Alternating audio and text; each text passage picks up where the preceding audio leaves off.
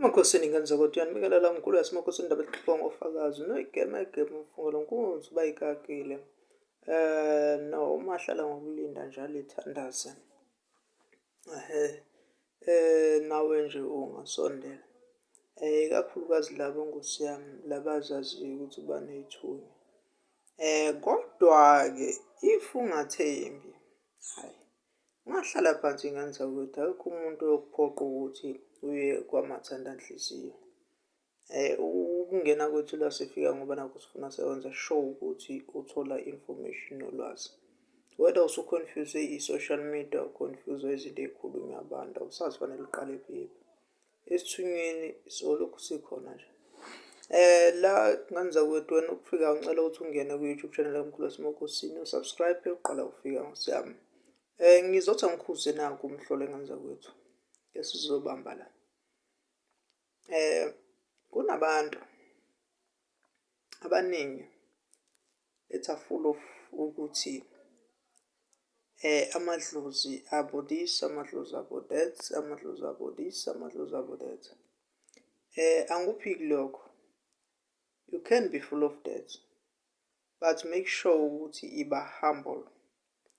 And okwesibili, iba humble ubazi abanye abantu. La ufanele ushinge khona ushinge uma kufanele ube lishinga noma ube isiqhwaga. Ngiyokhuza lo mkhuba waso ngubuyile nje kubantu baningi. Kodwa-ke la ngiya khona kakhulu, ngike ngaba nendawo nezindawo la uthola ukuthi umuntu ngiyosebenza khona. Uma siyakusebenza ngenza kwethu, wena osuke unengane, wena ingane yangaphandle uhlala nayo uyayondla ungowesilisa noma ikakhulukazi nje uma ifike nomama wasekhaya. Uma umuntu kuzongenisa iy'dalwa, make sure ukuthi leyo ngane ayizukusifaka isiphandle isingadla inyama ngoba nakhu bonke abantu bayayidla. Ngikusho lokhu ngoba kukhona la ngike ngahamba khona ngawukwenze njalo ngaba satheni no ayikho indlela engenziwa ngayo. Lokhu kungakwazi lwenu usiko nokungazazi izinto. Ayikho enye indlela enziwa ngayo. Ukuba nenhliziyo yakho enkulu nenkulu kakhulu kanti usuyazona izinto zakho. Lapho kunishaya kakhulu nganza kwethu. Mina-ke uma ngibona ukuthi uyaphikelela, ngibe sengivala umlomo bese ngiphuma kanjalo. Uyosala usuyibonela ngane kwethu. Uyosala usuyibonela ukuthi wenze njani. Usale sewenza lokhu nawe okuzawuvumelana bese kuhambelana nawe. Kodwa ngiyaye ngithi uma ngikala ngikhona, ngelinye lamalanga uyakukhumbula whether uyabuya noma awubuyi. Abanye-ke abasuke be-honest bayakwazi ukubuya bethi mkhulu sashayisa lapha. Cela ukuthi usilungisele u-1 no-2 no-3 no-4 no-5. Niye-ke kuvamise ukuba ngothathekile ey'ntweni eziningi. Nibambe osuke ukuboniswa futhi bese uyabheka kahle nokusuke kushiwo inyama.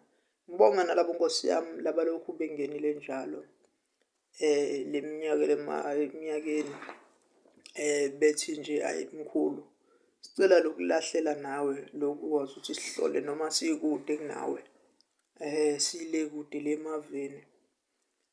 Kakhulukazi bantu libasuka bonke labo Eastern Cape, koGoli, kuphi. Sibonga nje kakhulu Mpumalanga, Ningizimu, Swatini.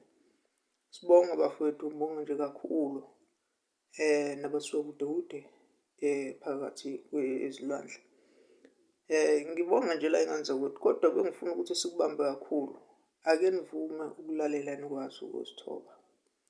Ubhekisise kahle ukuthi le pride onayo akungoba ukuthi siyakushaya yini, siyakushayisa, siyakubethisa. Ko-live sisazoba khona-ke ngane zakwethu. Ngisazofundisa kakhulu ngesithunywa. Ngibona abanye abantu babuye bafune ukuzwa. Wena osuke ungakaqondi nosungakaboni, zama ukubheka kwamanye amavidiyo, especially the old videos akhuluma kahle ngezinye izinto. No-live asebadala, previous lives, baningi abo-live.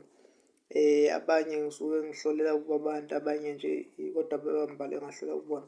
Abanye nje umuntu usuyakhuluma nje kahle nabantu. bese uyabheka. No, ingane zakwethu ngithi nami ake ngithi khumu, kodwa bese ngithi ake siyibambe la ey'thunywini.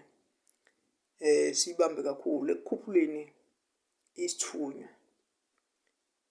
Kudinga into eyodwa, ukuthi ulinde uthandaze, ukuthi ubambe lona luphi uhlobo lwegobongo lwesithunywa, ngoba azizukufana zonke. Igobongo lesithunywa kusuke kuwukuhlambulula nendlela yokuqhumisela ukuthi izinto zakho zihambe zime ngamuphi umgudu.